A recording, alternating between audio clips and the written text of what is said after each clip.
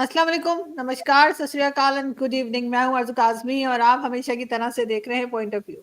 हमारे साथ आज फिर जी 2 मेहमान हैं। वसीम साहब को तो आप सब जानते ही हैं कि वसीम अल्ताफ़ साहब हमारे साथ हैं और उनके साथ हमें जी पीयूष शर्मा जी ने हमें जॉइन किया है कनाडा से। और हम सबसे पहले सर आप दोनों को बहुत-बहुत थैंक यू आप दोनों का कि आप लोग आए हैं। Thank you so much. और मैं पीयूष शर्मा जी सबसे पहले आपके प्रोफाइल पे चलूंगी जो बहुत इंटरेस्टिंग मुझे लग रही थी शो से पहले आप बता रहे थे। आप प्लीज हमारे ऑडियंस के लिए एक बार फिर बताएंगे। मेरा जन्म कलकत्ता में हुआ था। हालांकि मेरे वालिद जो हैं वो लाहौर से हैं और हम पार्टीशन के दौरान लाहौर से इधर आए हुए हैं। तो पंजाबी फैमिली है और जन्म कलकत्ता में हुआ है। तो मेरी माँ को बहुत इंटरेस्ट था गाने में, गाती थी बहुत अच्छा और अपने आप कंपोज भी करती थी और लिखती भी थी। तो बचपन से ही गाने का, म्यूजिक का वो था अपने घर के अंदर ही। और जब मैंने कमाई शुरू की तो मेरी सारी कमाई रिकॉर्ड्स खरीदने में चली जाया करती थी। और उसके बाद फिर मैं मूव कर गया, शादी के बाद बेंगलोर चला गया। और बेंगलोर में हमने कुछ लोगों ने मिलकर एक एसोसिएशन फॉर्म की, vintage Hindi music lovers association. तो उसमें हम क्या करते थे कि फिल्म आर्काइव से फिल्में मंगवाया करते थे और उनकी स्क्रीनिंग करते थे एक प्राइवेट हॉल के अंदर। और वो स्क्रीनिंग के अंदर हम किसी इम्पोर्टेंट लोगों को बुला लेते थे उस फिल्म के बारे में एक्सपर्ट कमेंट देने के लिए या उसके म्यूजिक पर एक्सपर्ट कमेंट्स देने के लिए। तो कभी हमारे पास कोई म्यूजिक डायरेक्टर आ जाते थे, कभी कोई फिल्म डायरेक्टर आ जाते थे, कभी कोई बड़े क्रिटिक्स आ जाते थे। तो इस तरह हमारा शुरू हुआ एंड फिर उसके बाद हमने एक बहुत बड़ा ट्रिब्यूट ऑर्गेनाइज किया म्यूजिक डायरेक्टर अनिल विश्वास के नाम पर। तो वो बहुत गाला हुआ था। उसके लिए हमने उनकी 14 फिल्में मंगवाई और सारे शहर में 14 फिल्म्स की शोज कराए पब्लिक थिएटर्स के अंदर, और फिर उनका प्रोग्राम किया। और हमारी इस एसोसिएशन की पेट्रन वहीदा रहमान थी और वो मिलती रहती थी रेगुलरली। और हमारे बहुत अच्छे मेंबर थे, उनका नाम था वीके मूर्ति, जो कि गुरुदत्त साहब के सिनेमाटोग्राफर कैमरामैन थे। वो भी हमारे मेंबर थे, तो वो भी आते रहते थे। तो इस तरह बहुत बातें होती रहती थी। तो फिर जो भी कोई बंदा बैंगलोर विजिट करता था इम्पोर्टेंट म्यूजिक से कलेक्टेड, उनके साथ हमारी मीटिंग हो जाया करती थी, तो एक बैठक होती थी। तो इस तरह म्यूजिक में शुरू हुआ और फिर मैंने पेपर्स में लिखना शुरू किया और फिर काफ़ी आर्टिकल्स मेरे पब्लिश हुए हैं। तो अच्छा, ये मैं बेसिक है। बिल्कुल जी। थोड़ा सा बता दूं कि पीयूष भाई जो है ना, ये हर फ्राइडे को, ये अपना मेरा ख्याल हर फोर्टनाइटली होता है आपका हाँ, प्रोग्राम। Fortnightly, alternative Friday. हाँ जी। ऑल्टरनेट फ्राइडेज को ये एक प्रोग्राम करते हैं जूम के ऊपर, जो कि लाइव टेलीकास्ट होता है यूट्यूब पे। और उसमें ये किसी एक म्यूजिक डायरेक्टर के बारे में गुफ्तगू भी करते हैं, डिस्कशन भी होती है, और उसके जो इम्पोर्टेंट यानी चीदा चीदा जो गीत है वो भी सुनवाए जाते हैं। तो आरजू आपको लिंक देंगे, तो वो आप इस प्रोग्राम में नीचे लिंक लगा श्योर, दीजिएगा कि अगर डेफिनेटली। कोई करना चाहे तो वो ज्वाइन कर ले। बिल्कुल। तो आज हमने पीयूष भाई से बात की थी कि हम जो इंडियन फिल्म म्यूजिक का जो गोल्डन ईरा है उस पे बात करेंगे, जो कि 50s 60s से लेके मिड 70s तक आता है। तो आज हम मिड 70s के जो सॉन्ग्स हैं गोल्डन ईरा के, और जो म्यूजिक डायरेक्टर्स हैं जिन्होंने कंट्रीब्यूट किया, उनकी बात करेंगे, पर्टिकुलरली म्यूजिक डायरेक्टर्स की, और फिर हम आगे चलेंगे। तो बिल्कुल पीयूष भाई ऐसा ही। सही, जी। बिल्कुल ऐसा ही। लेकिन मैं थोड़ा-सा अपना भी बताना चाहूँगी। वो ये कि मुझे भी म्यूज़िक का बहुत शौक है, बल्कि मूवीज़ का बहुत शौक है, तो म्यूज़िक का भी शौक। और ऐसे कि मेरी मदर जो है वो बहुत मूवीज़ देखा करती थी। देव साहब की, दिलीप कुमार साहब हो गए, राजेश खन्ना, अमिताभ बच्चन, इन सब की मूवीज़ जो है वो बहुत घर में मेरे देखी जाती थी। और because I am the only daughter, तो वो फिर साथ ही बैठ जाओ, देख लो, तो वो मतलब कुछ समझ आए नहीं आए तो मैंने उस टाइम से मूवीज़ देखना शुरू की जब मुझे समझ भी नहीं आती थी हो क्या रहा है।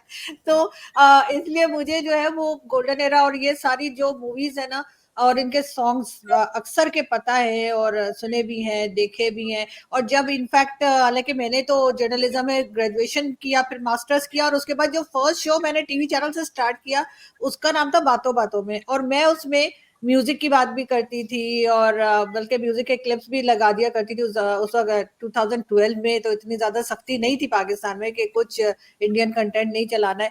तो मैं जो है वो शाहरुख खान की मूवी हो, चाहे शम्मी कपूर साहब पे शो किया, दिलीप साहब पे किया, किशोर कुमार, सब पे शोज कर चुकी हूँ। हो सकता है कि लोगों को इंटरनेट पे मिल भी जाए। तो इसलिए मुझे तो बहुत ज्यादा शौक है और मुझे लगता है कि म्यूजिक और फिल्म्स के जरिए हम लोग कभी अलग हुए ही नहीं। हम एक साथ जो है वो जुड़ा रहा हिंदुस्तान पाकिस्तान, और हम एक दूसरे को सुनते भी रहे। और बल्कि वसीम साहब तो शायद एग्री भी करेंगे, जो पुरानी पाकिस्तानी मूवीज होती थी उसमें अगर कोई देखे उस पे यूट्यूब पे, तो जो हीरोइंस होती थी उनकी गेटअप वही होता था जो इंडियन मूवीज में शर्मिला टैगोर का या किसी का होता था। वही साड़ी और वही बिंदी और सारा कुछ चल रहा था। वो तो बाद में मेरे ख्याल है वो सुना है जवलक आ गए और उन्होंने कहा ये क्या हो रहा है, और वो सारा कुछ जो है वो रोक दिया गया। वरना उससे पहले हम लोग बड़ी नॉर्मल सी कंट्री थी पाकिस्तान। ठीक है अलग हो गए थे लेकिन नॉर्मल थे। उसके बाद नॉर्मलिटी हमारी स्टार्ट होती है जहां से जवलक की एंट्री होती है पाकिस्तान के अंदर। तो मैं आप लोगों को ज्यादा बोर नहीं करूंगी, मैं बिल्कुल अपनी ऑडियंस की तरफ देख रही हूँ और साथ साथ मैं शर्मा जी आप ही की तरफ आऊंगी। जैसे वसीम साहब ने आपसे सवाल किया 50s के, अब ये एक्सपेक्ट मत किएगा कि 50s के सॉन्ग मुझे पता होंगे। हाँ हो सकता है मैंने सुने हो, लेकिन उनके म्यूजिक डायरेक्टर्स या सॉन्ग में नहीं बता पाऊंगी। तो इसके लिए आप दोनों के पास ही शो है इस वक्त, आप लोग बात कीजिए। मैं इस तरह शुरू करूंगा इसको कि पुराने ज़माने में हमारी जो ट्रेडिशनल स्टोरी टेलिंग है वो प्रोज में होती थी, कविता में। हम्म तो हम कविता के तरीके से ही अपनी कहानी, जैसे आप वारिस शाह को देख लीजिए, तो वारिस शाह जो हीर बताते हैं उसकी कहानी पूरी पोइट्री में बताते हैं। तो इस तरह से हम लोगों की ट्रेडिशन थी कि हम लोग अपनी प्रोज में बताया करते थे। तो ये ट्रेडिशन जब हमारे यहाँ पर थिएटर और ड्रामास वगैरह ज़्यादा होने लगे, स्टेज थिएटर्स, जिसको कि अंग्रेजों ने बहुत प्रमोट किया था, बिकॉज उनको अच्छे लगते थे कि उनके थिएटर्स होने चाहिए। और उसी दौरान फिर वो शेक्सपियर के थिएटर्स की ट्रांसलेशन होनी शुरू हो गई उर्दू में और फारसी में। तो वो फिर उस ट्रेडिशन के साथ उस स्टेज के ऊपर गाने वाने, म्यूजिक, ये सब चीज़ें इंट्रोड्यूस हो गई। तो वहाँ से हमने फिल्मों में ले लिया इस चीज़ को। तो हमारी फिल्में भी जो होती थी उनमें भी म्यूजिक जरूरी होता था। पुराने ज़माने में क्या होता था कि सिनेमा हॉल के सामने, या ये कहा जाए थिएटर के स्टेज के सामने, एक पिट होती थी बिफोर द ऑडियंस, और उसमें बैठ के लोग म्यूजिक बजाया करते थे, म्यूजिशियंस। तो वो साथ साथ बजता रहता था और सामने उसके स्क्रीन पे या तो थिएटर चल रहा है या स्क्रीन पे फिल्म चल रही है। This is how it used to B. तो उन दिनों में एक फिल्में आई थी जिसमें कि अप टू 73 गाने एक फिल्म में होते थे। तो इस तरह का शुरू हो गया गानों का चलन फिल्मों के अंदर। लेकिन उसके बाद इस चीज को जो ऑर्गेनाइज करके प्रॉपर इसको शेप एंड साइज दिया है, वो दिया है आरसी बोराल ने, रायचांद बोराल ने।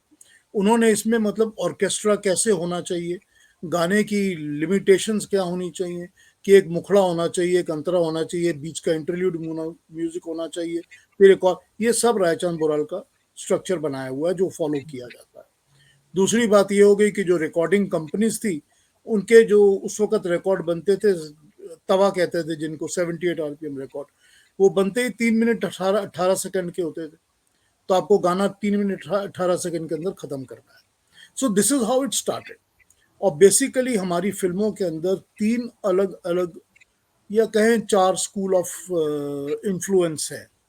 एक तो हमारा सबसे प्रोमिनेंट है बंगाल स्कूल ऑफ इन्फ्लुएंस, दूसरा बहुत प्रोमिनेंट है पंजाब स्कूल ऑफ इन्फ्लुएंस, तीसरा हो गया जो कि उतना प्रोमिनेंट नहीं है पर है बनारस या लखनऊ स्कूल ऑफ इन्फ्लुएंस, और चौथा हो जाता है पूना या महाराष्ट्र, बॉम्बे का स्कूल ऑफ इन्फ्लुएंस। पूना का बेसिकली, बॉम्बे का तो कुछ नहीं। तो इन्होंने अपने अपने अपने अपने म्यूजिक क्रिएट करने शुरू किए और वो फिर हमारी फिल्मों में आने शुरू हुए। और इस बीच में धमाका ये हुआ कि केएल सहगल मिल गए हमारे को। तो केएल सहगल, अब केएल सहगल थे तो पंजाबी, मगर उनका काम सारा बंगाल में। तो वो बंगाली म्यूजिक डायरेक्टर्स ने केएल सहगल को जो यूज किया है, और सहगल साहब की जो अपनी खूबी थी, पर वो तो सारे इंडिया में फिर म्यूजिक जो है वो सर चढ़ के बोलने लगा, बिकॉज सहगल साहब की अपनी ही खूबी अलग थी। कभी सहगल पे बात करूंगा तो आपको बहुत कुछ बताऊंगा उनके बारे में। फिर सहगल साहब के इन्फ्लुएंस के कारण सारे इंडिया में म्यूजिक बनना शुरू हो गया, और सहगल साहब के इन्फ्लुएंस के कारण ही बंगाल का म्यूजिक जो है वो सारे इंडिया में सर चढ़ के बोलने लगा कि ये सबसे अच्छा है। फिर जब बंगाल का फेमाइन हुआ, फेमस फेमाइन ऑफ बंगाल, और वहाँ की भुखमरी और इंडस्ट्री वगैरह में बहुत अफेक्ट हुआ, और सेकेंड वर्ल्ड वॉर खत्म हुआ, तो उसके बाद क्या हुआ कि बंगाल की इंडस्ट्री डूबने लग गई, तो लोग बॉम्बे मूव कर गए। तो उस वक्त से सारा म्यूजिक का काम बॉम्बे में ज्यादा कॉन्सेंट्रेट हो गया, फिल्में भी बॉम्बे में ज्यादा बनने लग गई। अब ये जो लाहौर की फिल्में बनती थी, पंजाबी फिल्में, वो भी बनाते थे कलकत्ता में जाके, फिर वो रिलीज करते थे लाहौर में। This is how it used to be. खैर, that is how it started. तो जो पहला म्यूजिक डायरेक्टर जो कि बंगाल से बॉम्बे आया और जिसने अपना इन्फ्लुएंस किया, वो अनिल बिस्वास थे। वो 1935-34 से उन्होंने शुरू कर दिया और 40s में he was a major influence. और बॉम्बे के जितने भी म्यूजिक डायरेक्टर्स हुए हैं, वो सब ने कुछ ना कुछ अनिल बिस्वास से उठाया है, लिया है, सीखा है, लिटरली सीखा है। मैं आपको टुकड़े सुना सकता हूँ कि ये देखो, यहां से ये उठाया, यहां से ये उठाया, यहां से ये उठाया। तो Anil Biswas was the first major influence. दूसरा बड़ा इन्फ्लुएंस था खेमचंद प्रकाश। खेमचंद प्रकाश भी बंगाल में म्यूजिक दे चुके थे, वहां से ट्रेनिंग ले चुके थे, लेकिन खेमचंद प्रकाश ओरिजिनली राजस्थान के थे, तो उनके अंदर वो राजस्थान का और बंगाल का ब्लेंड था। और तीसरा जो बड़ा इन्फ्लुएंस उस वक्त बना एट दैट टाइम, वो थे गुलाम हैदर, मास्टर गुलाम हैदर।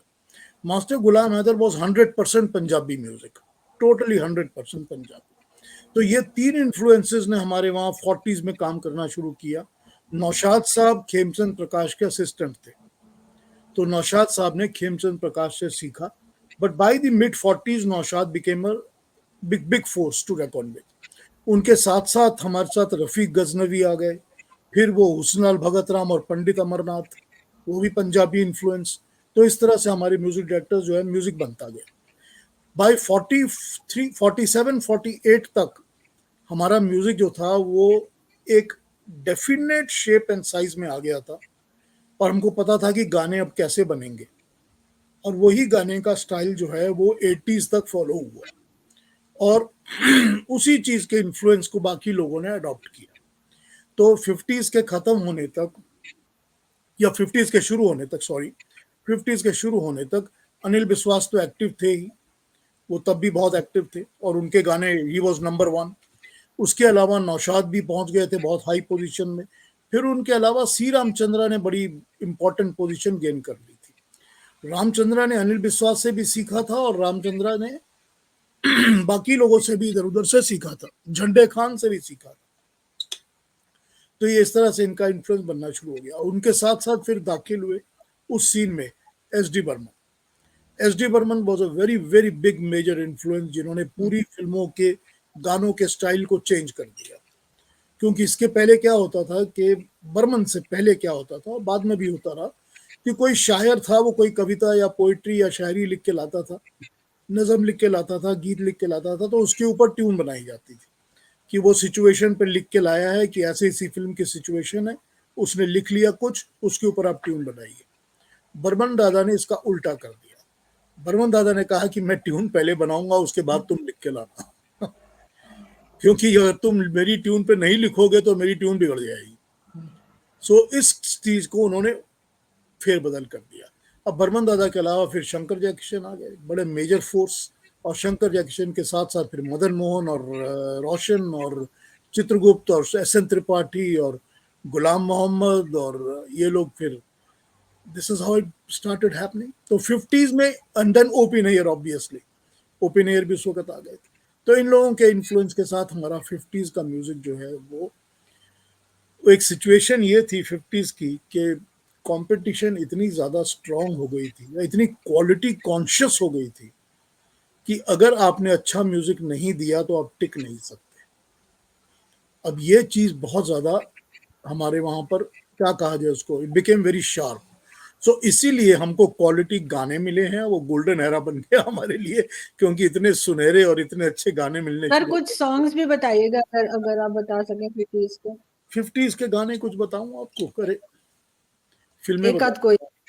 आप अगर शंकर जयकिशन को लेंगे तो बरसात, आवारा, शिकस्त, बादल, ये सारी फिल्में हैं उनकी श्री बहुत। 420, हाँ, श्री 420, ये सारी फिल्में ले लीजिए उनके। चोरी चोरी। शंकर जयकिशन के साथ एक तो आप राज कपूर की फिल्में ले सकते हैं, उसके अलावा आप ले सकते हैं कुछ अमिया चक्रवर्ती की फिल्में, कुछ रमेश सहगल की फिल्में, कुछ किशोर साहू की फिल्में। ये एक ग्रुप था उनका जो बना हुआ था प्रोड्यूसर्स के साथ, सबके साथ उन्होंने 5-5, 6-6 फिल्में की और सबके गाने बहुत अच्छे थे। तो ये बहुत प्यारे प्यारे गाने थे। तो शंकर जयकिशन ने हैवी ऑर्केस्ट्रा का इस्तेमाल किया है, ये हमें और म्यूजिक डायरेक्टर्स में उस तरह से नजर नहीं आता, यानी नहीं, नौशाद में है, नौशाद में, नौशाद में, हाँ, जी, 100 लेकिन पीस ऑर्केस्ट्रा नौशाद भी यूज करते थे। जी, लेकिन नौशाद और शंकर जयकिशन दोनों यूज करते थे। दोनों यूज हालांकि ऑर्केस्ट्रा को कैसे ऑर्गेनाइज करना है या कोरस को कैसे ऑर्गेनाइज करना है, ये सारा काम अनिल बिस्वास ने सिखाया, लेकिन इन लोगों ने उसके ऊपर ज्यादा अच्छा कर दिया। तो होता ये था कि क्योंकि इनको ऑर्केस्ट्रा के म्यूजिशियंस अवेलेबल थे और हर किस्म के म्यूजिशियंस अवेलेबल थे, तो ये लोग, शंकर जयकिशन ने भी और नौशाद ने भी, इन्होंने हैवी ऑर्केस्ट्रा यूज किया है।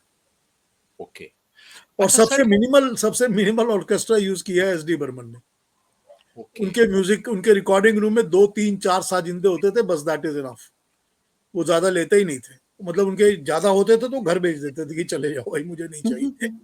अच्छा सर, ये बताइए कि ये जो 50s में जो म्यूजिक कंपोज हुआ यहाँ पे, क्या उस पे क्लासिकल और फोक के अलावा वेस्टर्न इन्फ्लुएंस भी था? बहुत हैवी इन्फ्लुएंस था वेस्टर्न इन्फ्लुएंस बहुत अभी था। देखिए, वेस्टर्न इन्फ्लुएंस को लेके आने में सबसे बड़ा हाथ सबसे पहले पंकज मलिक का था। पंकज मलिक ने बंगाली गानों में वेस्टर्न इन्फ्लुएंस को इंट्रोड्यूस किया था, और वो ऑर्केस्ट्रा वगैरह में भी, पियानो भी और दूसरी चीजों में भी इंट्रोड्यूस किया था। फिर उसको फॉरवर्ड किया अपने अनिल दा ने, और उसके बाद फिर सी रामचंद्रा ने तो उसको यूं पकड़ लिया फटाफट, मेरी जान आना संडे के संडे। तो फिर वो एकदम पकड़ गया एकदम हवा में कि हाँ भाई ये बहुत अच्छा है। तो फिर वेस्टर्न इन्फ्लुएंस जो है वो पहला तो हो गया। देखिए, गोवा के म्यूजिशियंस हुआ करते थे, जो गोवा के रहने वाले थे वो म्यूजिशियंस होते थे। वो क्या करते थे कि वो जहां भी अंग्रेजों की पार्टीज वार्टीज होती थी वहां जाके बजाते थे, तो वो इंग्लिश म्यूजिक बजाने में एक्सपर्ट थे। तो जब वो ब्रिटिशर्स चले गए तो म्यूजिशियंस तो थे फिर भी, तो फिर ये बॉम्बे इंडस्ट्री में आ गए, तो इनको यूज करने लगे लोग, यहाँ भी अवेलेबल है हमारे लिए, तो हमको बहुत उम्दा म्यूजिक मिल गया। फिर गोवा का म्यूजिक भी मिला और इंग्लिश म्यूजिक भी मिला। तो वेस्टर्न इन्फ्लुएंस तो था ही, और वेस्टर्न इन्फ्लुएंस तो हमारी फिल्में तो हमेशा से ही अमेरिकन फिल्मों से इन्फ्लुएंस थी, स्टाइल ऑफ मेकिंग भी, स्टोरीज भी, गाने वगैरह भी। अब पिछले मैंने एक अपना वो किया था, टॉक शो किया था जो दिल की आवाज जिसका नाम होता है मेरी प्रोग्राम का, उसमें मैं बता रहा था कि एक हैरी बेलाफोंटे हुआ करते थे, Caribbean singer.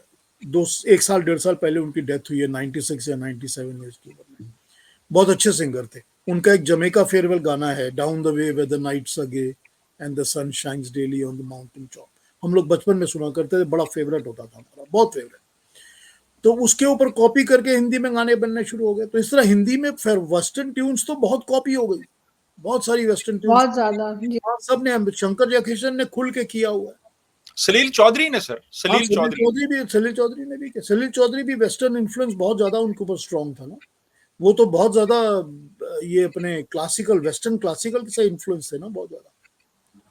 Mozart, Beethoven, Mozart, बाक, इन सब से इन्फ्लुएंस थे बहुत ज्यादा। तो ये तो बाद में भी 90s में या आगे जाकर भी जो है बहुत ज्यादा जो वेस्टर्न म्यूजिक है वो बहुत इस्तेमाल हुई है हाँ, हिंदुस्तान में तो। बहुत ज्यादा कॉपी करके गाने बनने शुरू हो गए ना। जी। वही इसमें अच्छा सबसे सर, बड़ी आयरनी आपको बताता हूँ। एक बड़े मजे की बात यह है, हम्म, बप्पी लहरी ने सारी जिंदगी वेस्टर्न कॉपीज की करके गाने हम्म, बनाए, ठीक है, जी। लेकिन हुआ ये है कि बप्पी लहरी के किसी ट्यून का कोई एक टुकड़ा किसी ने यहाँ कॉपी किया था और केस करके वेस्टर्न, उस म्यूजिशियन पर केस करके बप्पी लहरी ने करोड़ों रुपए कमा लिए। वो साबित नहीं कर पाएंगे वो उनका सॉन्ग था। मैंने कितने चुराए हैं उसकी बात नहीं की है, किसी ने मेरा ले लिया, उसके इन्फ्लुएंस में मुझे पैसे मिल गए। हाँ, उनकी तो बहुत ज्यादा कॉपी होती थी, उनकी टोन हाँ, तो होती बहुत थी ज्यादा, बहुत कॉपीज बहुत होती थी, बहुत ज्यादा कॉपी होती होती थी थी कॉपीज, बिल्कुल। ये बहुत होता था, काफी लोगों ने बहुत कुछ कॉपी किया है। उनकी भी। और अनु अनु मलिक का, if I am not wrong यही नाम है, अनु मलिक साहब जो है, उनकी भी बहुत ज्यादा, उनकी भी इसी किस्म की म्यूजिक होती थी। कभी इधर से उधर से, वो क्या आता, वो भैंसों वाला सॉन्ग जो था, वो काली काली आंखें। अच्छा सर, उसको ये बताइए भैंसों वाला कि सॉन्ग। 50s, सर 50s के बाजीगर दौर में। में 50s के दौर में अगर आपको कहा जाए कि आप किसी ऐसे म्यूजिक डायरेक्टर के बारे में बताएं जिसमें बेपनाह वर्सेटिलिटी थी, यानी जो फोक, क्लासिकल, वेस्टर्न, पॉप, हर तरह का म्यूजिक जिसने कंपोज किया ये 50s के दौर में। सबसे ज्यादा वर्सेटैलिटी एसडी बर्मन में थी। अगर आप बर्मन के म्यूजिक को उठाएंगे तो आप देखेंगे कि सबसे पहला क्लब सॉन्ग जो है ना, तदबीर से बिगड़ी हुई तकदीर बना ले, सबसे पहला क्लब सॉन्ग, और उस फिल्म में और भी क्लब सॉन्ग्स हैं, ठीक है, शर्माए काहे, घबराए काहे वगैरह वगैरह, सबसे पहले क्लब सॉन्ग्स बर्मन ने बनाए थे, जिसको बाद में आर डी बर्मन ने बहुत एक्सेल कर लिया। पर वो सारे इसमें मेरे ख्याल है, हाँ, वो जो क्लब सॉन्ग्स थे ना, कैबरे वाले गाने, वो सबसे पहले बर्मन ने बनाए थे। इसी तरह बर्मन दादा ने सबसे पहले रोमांटिक गाने और डुएट्स उस तरह बनाने शुरू किए थे। अनिल दा ने डुएट्स बहुत अच्छे बनाए थे इसके पहले, लेकिन बर्मन के डुएट्स एकदम आउटस्टैंडिंग हुआ करते थे। छोड़ दो आंचल जमाना क्या कहेगा, कली के रूप में चली हो धूप में, इतने पॉपुलर डुएट्स हुआ करते थे उनके। इसके अलावा उन्होंने फिर रोमांटिक का जो स्टाइल इंट्रोड्यूस किया था ना, ये रात ये चांदनी फिर कहाँ, वो जो रोमांटिसिज्म है ना उस हेमंत कुमार के गाने में, वो एक्सट्रीम रोमांटिसिज्म, तो ये सारी क्वालिटीज उनमें बर्मनदा थी। ये तो हम सर अभी तक सुनते हैं सर, ये सॉन्ग वो हैं जो हम अभी तक सुनते हैं, हेमंत कुमार और इनके सॉन्ग्स, और बिल्कुल फ्रेश लगते हैं वो सॉन्ग्स। हाँ, बर्मनदा के म्यूजिक का यही कमाल है। जो चीज बर्मनदा में नहीं थी वो थी उनको कवालीज वगैरह बनानी, उनको नहीं थी, because he was not trained in that. और दूसरी चीज कही जाती थी कि वो गजल नहीं बना सकते अच्छी, हालांकि उन्होंने कुछ दो चार बहुत अच्छी गजलें बनाई हैं, लेकिन कहते थे कि उस तरह से नहीं जैसे मदन मोहन बनाया करते थे, उस तरह नहीं। इसके अलावा जो वर्सेटैलिटी इन म्यूजिक है कि किसी फिल्म सिचुएशन पे अलग अलग गाने चाहिए, ही वाज एक्सीलेंट।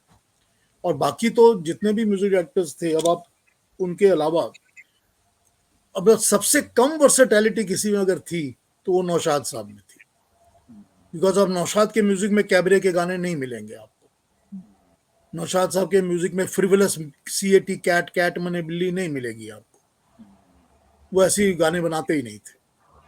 और वो एक उन्होंने जो उसके दास्तान के लिए बनाया हुआ था, तारारी यारारी यारारी, ये मौसम और तुम, सुरैया और रफ़ी का गाना, वो बाद में कहते थे मुझे शर्मिंदगी है कि मैंने ये गाना लिया था, ये गुलाम मोहम्मद ने बनाया था, तो उसमें मुझे नहीं पता शर्मिंदगी क्या, इतना प्यारा गाना है वो। लेकिन वो मतलब वर्सेटैलिटी की बात कर रहे हैं ना। तो बाकी तो जिसको भी म्यूजिक देना पड़ता था, अगर चाहे मदन मोहन हो, मदन मोहन की गजलें बहुत कमाल की, लेकिन मदन मोहन के रोमांटिक गाने बहुत अच्छे हैं, फिर मदन मोहन के कैबरे के गाने भी अच्छे हैं, तो ये तो करना ही पड़ेगा ना। फिल्म लेंगे तो आप फिल्म में तो सब सिचुएशंस आएंगी। मुझे बल्कि वो सर, आप रिकॉर्ड की बात कर रहे थे, हम लोग पहले जब, तो पहले हुआ करते थे ना, बड़े बड़े रिकॉर्ड्स हुआ करते थे, और LP records, I still remember के जी, मैंने भी घर पे देखा है किसी, आई डोंट नो किस जमाने में, लेकिन मुझे याद पड़ता है कि मेरे घर में था, और वो कहाँ गया पता नहीं। तो हमारे एक बड़े अच्छे दोस्त हैं, कर्नल हनी बख्शी, अब हो सकता है वो बोलेंगे आए तो मुझे दोस्त बोल रही हूँ, मैं तुम्हारा दोस्त कब बन गया, तो लेकिन खैर वो बड़े इंटरेस्टिंग किस्म के उनके पास रिकॉर्ड्स हैं, एंड आई विश के यहाँ से कोई हिंदुस्तान जाए तो मैं उनके लिए कुछ रिकॉर्ड्स भेजूं। मैं बल्कि वसीम साहब से पूछ भी रही थी कि सर किसी से मुझे दिलवा दे, मुझे रिकॉर्ड्स चाहिए। तो मुझे उनके पास सर इतने पुराने पुराने, पता नहीं 50s के 40s के कौन कौन से सॉन्ग्स हैं, और वो सब उन्होंने रिकॉर्ड बड़ा जो है संभाल के रखे हैं, और वो कहाँ कहाँ से जमा करते हैं। तो उसके लिए सर बड़ा एक, मैं समझती हूँ कि आपका टेस्ट ऐसा होना चाहिए कि आपको वो उस वक्त के सॉन्ग्स जो है वो भी पसंद हो, और नए तो खैर आते ही रहते हैं, लेकिन पुराने सॉन्ग्स को इतना वो संभाल के रखते हैं रिकॉर्ड वगैरह में। लेकिन अनफॉर्चुनेटली पाकिस्तान में जो म्यूजिक बना उस जमाने में या उसके बाद, कई म्यूजिक अच्छा भी बना पाकिस्तान में, लेकिन हमने उसको उस तरह से, वसीम साहब, हम उस तरह से उसको रख नहीं पाए ना कि लोग आज भी सुन सकते।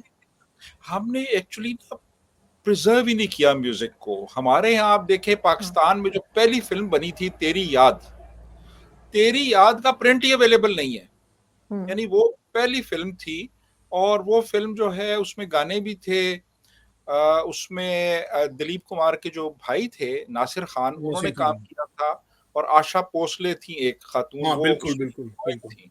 तो वो उसका प्रिंट अवेलेबल नहीं है उस फिल्म का।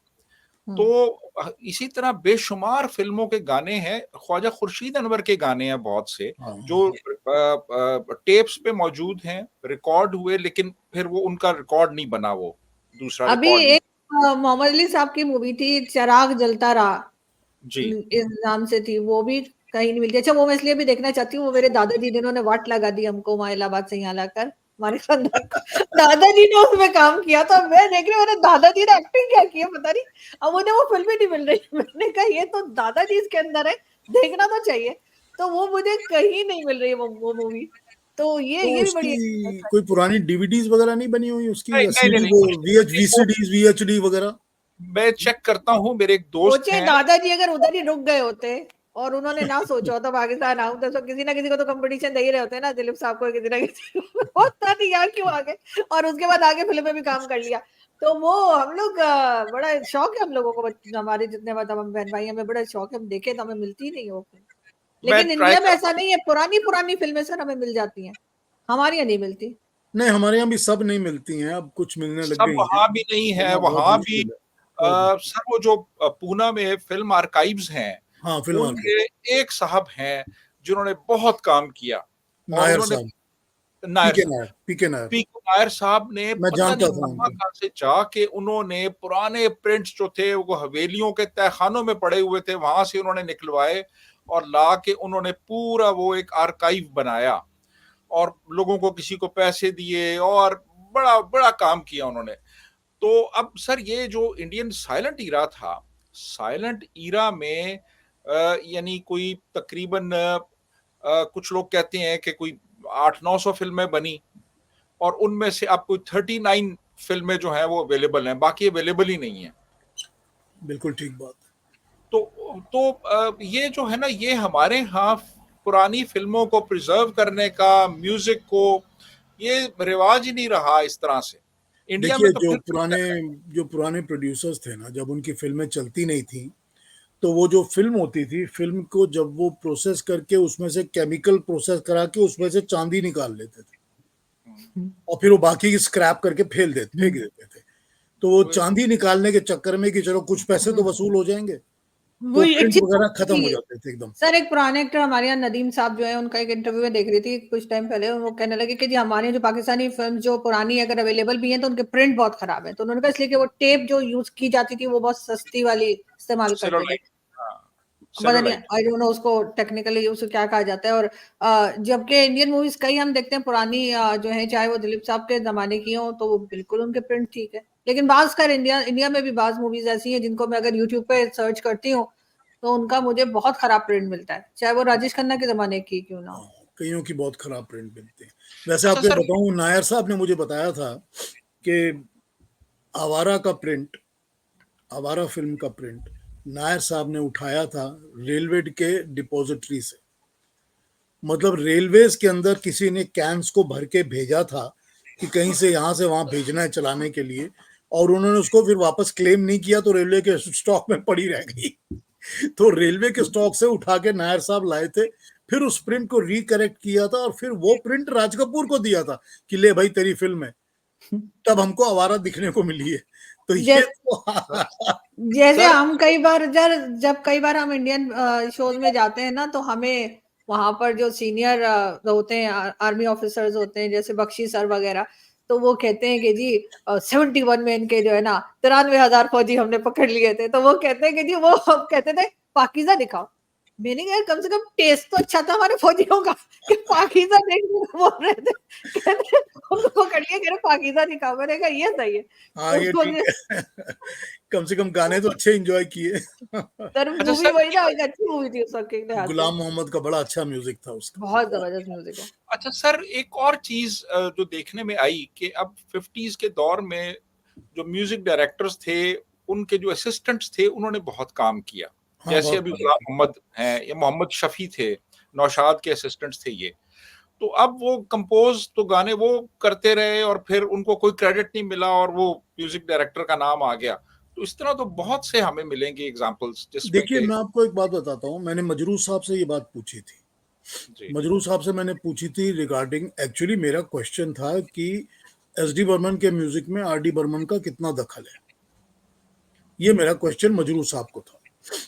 तो मजरू साहब ने ये मुझे बताई थी एक बात। मजरू साहब कहते हैं कि देखिए, कोई भी जो उस्ताद होता है, जो उसके अंडर असिस्टेंट काम करते हैं, तो उस्ताद उनसे क्या काम कराता है, कुछ तो बोलेगा ना, करो। तो उनको कहता था कभी तुम ऑल्टरनेटिव ट्यून बनाओ, या तुम अंतरे की ट्यून बनाओ, या इंटरल्यूड की बनाओ, या कुछ। अब ये उस्ताद की मर्जी थी कि वो कितना एक्सेप्ट करेगा, कितना नहीं करेगा। ये हर एक जगह होता था। अब आपको अगर नौशाद के म्यूजिक में क्लियर इन्फ्लुएंस गुलाम मोहम्मद का दिखता है, तो आपको पता है कि नौशाद ने इतना ज्यादा एक्सेप्ट कर लिया गुलाम मोहम्मद का। या शफी साहब का दिखता है, मोहम्मद शफी का, तो आप कहेंगे हाँ मोहम्मद शफी का इतना एक्सेप्ट कर लिया।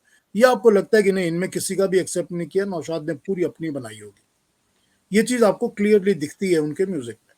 तो इसी तरह से अगर आपको कुछ दिखता है कि हाँ भी एक पे अंतरा बनाया था डी वर्मन ने जब वो आर्ट्री के अंदर काम करता, तो ये तो उस्ताद की मर्जी है ना कि कितना लेगा कितना नहीं लेगा, और उसको अपना रंग देगा या अपने रंग नहीं देगा। So this was the reality with every music director. अब जो भी उनके असिस्टेंट थे, उन सबको as an assistant music director तो क्रेडिट मिलता ही था ना फिल्मों में, फिल्म के स्क्रीन पे आप देखते ही थे ना। तो इसके अलावा ये कहना कि इसने ये गाना इसने बनवाया था, इसकी ये अंतरा इसने बनाया था, दैट इज नॉट फेयर। अच्छा सर, ये बताइए कि 50s में जो भी म्यूजिक क्रिएट हुआ इंडियन फिल्म इंडस्ट्री में, उसमें यानी क्या ऐसी चीज थी जो कि आने वाले जो डेकेड्स थे उनमें वो पास ऑन हुई? यानी 50s के म्यूजिक ने किस तरह से कंट्रीब्यूट किया इंडियन फिल्म म्यूजिक की डेवलपमेंट में? Melody was the king. जो मेलोडी है ना वो बहुत जरूरी है। उसके बाद जरूरी है कि आप इस मेलोडी के साथ हारमोनी रखें। मतलब ऐसे देखिए देखिए, एक बैकग्राउंड में साथ के सारे सारे ऑर्केस्ट्रा इंस्ट्रूमेंट चल रही है, वो कैसी होनी चाहिए। अब एक आवाज भी तो आएगी ना जो गाना गाएगी, वो आवाज कैसी होनी चाहिए और उसके साथ कौन से ऑर्केस्ट्रा इंस्ट्रूमेंट्स मैच करते हैं, ठीक। उसके पास एटमॉस्फेयर कैसा होना चाहिए, और फिर रिदम सेक्शन क्या होना चाहिए, तबले होने चाहिए, ढोलक होनी चाहिए, बोंगो कॉन्गो होने चाहिए। ये सब चीजें जो थी ना, ये इस पे बहुत ज्यादा जोर और इम्पोर्टेंस दिया जाता था। इस गाने में यही एक कैसे होता था कि हर एक गाने में बीट अलग होती थी, किसी में ताल अलग है, किसी में ढोलक अलग है, किसी में तबला अलग है, डफली अलग है, कैसे होता था, क्योंकि इन पर ध्यान दिया जाता था। इसीलिए वो मेलोडी जो है ना, वो 50s से कैरी होकर 60s 70s तक चलती गई। आपने कहा ना मिड सेवेंटीज में क्या हुआ था, दो बहुत बड़ी चीजें हुई थी। नंबर वन, मदन मोहन और एस डी बर्मन दोनों की डेथ हो गई थी 75, ठीक है। उससे क्या हुआ, म्यूजिक का पूरा सीन ही चेंज हो गया उसके बाद। और उसके बाद हुआ क्या, उसके बाद हुआ ये कि एक अंधाधुंध कंपटीशन शुरू हो गई कि कौन साल की 12 फिल्में, 15 फिल्में, 50 फिल्में कर सकता है। पहले लोग साल में एक एक दो दो फिल्में करते थे। तो तो उसके सर अब चक्कर म्यूजिक में का जो हाल भी क्वालिटी, तो वही हुआ है ना सर, म्यूजिक का हाल भी तो हमने फिर खराब ही कर दिया ना। हाँ तो क्वालिटी हमारे यहाँ तो बिगड़ गई। आई डोंट नो आप सोशल मीडिया को या पाकिस्तान को कितना देखते, नहीं हमारे यहाँ तो एक चाहत फतेह अली भी निकले जो गानों की ऐसी तैसी कर देते हैं और उसी में फेमस है। मतलब गानों को खराब करके गाते हैं और उसमें फेमस है। मतलब हमने तो कोई सीरियसली लिया ही नहीं ना किसी चीज को। लेकिन इंडिया में भी उस तरह के सिंगर्स नहीं निकले जैसे पहले हुआ करते थे। अभी तो जो सिंगर थे वो, मुझे ऐसा लगता है कि जैसे सैफ खान गा रहे हैं तो सैफ की ही आवाज आ रही है, शाहरुख है तो शाहरुख की ही आवाज लग रही है। वो जो एक सिंगर की आवाज हुआ करती थी ना, कि लोग कहते थे कि जी ये रफी साहब का है या ये किशोर दा का है, इस तरह से, तो वो अब समझ में नहीं आता। लोगों को देखना पड़ता है कि किसने गाया। हमें बाद में हम चेक करते हैं कि कौन था सिंगर। हमें सच किसी गायक की आवाज से हम उसको नहीं पहचान पा रहे। ये बहुत बड़ा मुझे लगता है चेंज आया है। देखिए मूड के हिसाब से गायक सेलेक्ट और पिक होता था कि इस गाने का ये मूड है तो ऐसा सिंगर होना चाहिए। तो ऑब्वियसली वो सिंगर का गाना बड़ा उभर के, अब कोई मुकेश का गाना है तो मुकेश का ही गाना है, अब मुकेश के गाने को तो किशोर कुमार गाते नहीं थे। तो इसमें दोनों में फर्क हो जाता था सुनने में, हमारे कानों में।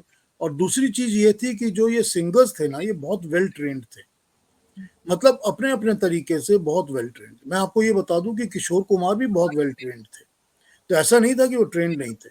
लेकिन बाकी के सिंगर्स जो भी थे वो सब क्लासिकल ट्रेंड भी थे और उनकी ट्रेनिंग भी अच्छी थी, और उनको पता था कि क्या करना है, और मेहनत बहुत किया करते थे, बहुत मेहनत किया करते थे। मगर एक सर ये चीज भी रही हमेशा से हिंदुस्तान में कि जो हिंदुस्तान में आर्टिस्ट हो, चाहे वो फिल्म के हो, टीवी के हो, सिंगर हो, डांसर हो, कुछ हो, उनको रिस्पेक्ट बहुत मिली। हमारे यहाँ पाकिस्तान में हमने उसको हमेशा यही कहा, ओ ये तो मना है, इस्लाम में मना है। मुझे अभी भी याद है कि मेरी हमारे एक रिलेटिव है, उनकी बेटी जो है वो गाना सीख रही थी। वो जब कॉलेज में थी ना, तो कोई एक टीचर आते थे जो गाना सिखाते थे, तो सारा खानदान कहते, ओ आपको पता है उनकी बेटी गाना सीख रही है। वो लगता था पता नहीं क्या हो गया। तो पाकिस्तान में एक इस किस्म का माहौल भी रहा। इस वजह से भी हमारे आर्टिस्ट जो है वो ना तो खुलकर ये काम कर सके, ना आगे आ सके। उस्ताद सलामत अली खान जब वागा से अटारी जाते थे तो भगवान बन जाते थे, और जब अटारी से वागा आते थे तो वो मरासी कहलाते थे। यानी एक लाइन क्रॉस करने का फर्क। एक लाइन क्रॉस की भगवान, एक लाइन क्रॉस की तो मरासी। हमारे यहाँ यही होता है ना, हम तो यही करते हैं। बिल्कुल, ये मैं बिल्कुल तो अगर न्यूज में हंस के बता देती हूँ, तो मुझे पाकिस्तान में लोग कहते हैं ये क्या कर रही होती है, ये कौन सी जर्नलिज्म है। मैं भाई ऐसे ही है मेरी जर्नलिज्म, तुमको देखना देखो, मत नहीं देखना मत देखो। तो मैं ऐसे ही बताऊंगी। तो वो यहाँ पर हमारे यहाँ जो है ना, वो हर चीज को हम इशू बना देते हैं। हम कहते हैं नहीं नहीं जी, ये मना है, ये मना है, ऐसे कैसे गाना कैसे सुन रहे हैं, गाना सुनना ही आराम है हमारे यहाँ। तो अच्छा सिंगर्स की भी खैर, फिर कोई वो नहीं है रिस्पेक्ट, वही जैसे कह रहे मरासी या भांड, पता नहीं जो भी बोल देते हैं हम। अच्छा पीयूष भाई ये बताइए कि 50s के दौर के कौन से ऐसे म्यूजिक डायरेक्टर्स थे जिनमें बेपनाह टैलेंट तो था, लेकिन उनको रिकग्निशन नहीं मिली, उनको अपॉर्चुनिटी नहीं मिली, और वो बस गुमनाम हो गए? नहीं, गुमनाम तब देखिए एक नंबर आता है जयदेव का। जी बहुत ही ज़्यादा टैलेंटेड थे और बहुत ही वेल म्यूज़िक को समझते थे, लेकिन उनको ज़्यादा फिल्में नहीं मिली। हालांकि उन्होंने गाने अच्छे बहुत बनाए हैं, हम दोनों के गाने बहुत अच्छे हैं, अभी ना जाओ छोड़कर। वो तो सर लेकिन 60 है ना, 60s में, लेकिन 50s नहीं, वो में। 59-60 का है ना, लेकिन फिर उसके बाद 60s में भी तो उनको ऐसी मौका बहुत ज़्यादा मिला नहीं। हालांकि 55 में उनकी पहली फिल्म आई थी जोरू का भाई, जी ठीक है। अंजलि भी आई थी, अंजलि। हाँ, अंजलि भी आई थी, अंजलि के गाने भी ठीक थे। जोरू का भाई का एक गाना है काली काली तारों वाली रात जवां है, कभी सुनिए।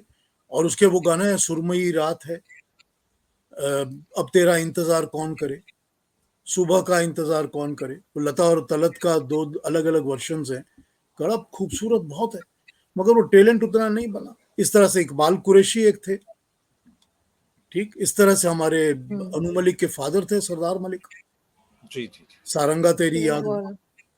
इतना हाँ, प्यारे ये प्यारे तो गाने है। बनाए। हाँ, बिल्कुल। उनको भी ऐसे मौके नहीं मिले बहुत ज्यादा। लेकिन इस सर तरह उसमें काफी सारे थे। लक भी होती है सर। अभी भी ऐसा ही लगता है कि बाद सॉन्ग बहुत ज्यादा जो है वो फेमस हो जाते हैं, और जाहिर वही जो है वो म्यूजिक डायरेक्टर्स को और सिंगर्स को भी आगे ले जाते हैं। यहाँ पे मैं दिल तो नहीं कर रहा, लेकिन क्लोजिंग करनी पड़ेगी क्योंकि शो हमारा काफी लंबा हो गया, लेकिन हम दोबारा मिलेंगे। बहुत शुक्रिया आप दोनों का कि आपने आज हम ज्वाइन इसको किया। बहुत कंटिन्यू शुक्रिया। करेंगे, मुझे कंटिन्यू पीयूष करेंगे। पीयूष शर्मा के नाम से यूट्यूब में सर्च कर लीजिए, मेरे सारे प्रोग्राम्स मिल जाएंगे आपको। और जी डेफिनेटली। आप लोग जो भी कोई टॉपिक अगला सजेस्ट करेंगे, मैं आपको उस पर बात करके बता दूंगा। हाँ। बहुत जितना शुक्रिया। इन डेप्थ और जितना एक्सपर्टीज चाहेंगे, मैं उतनी एक्सपर्टीज के साथ बात कर लूंगा। और जो हम लोग हमें देख रहे हैं वो चैनल को भी सब्सक्राइब करें, और मूवी चिराग जलता रहा ढूंढने सारे मिलकर, क्योंकि मैंने अपने दादाजी को देखना है। मैं देखूं तो दादाजी ने कमाल क्या दिखाया था फिल्म में, तो मुझे वो मूवी नहीं मिल रही।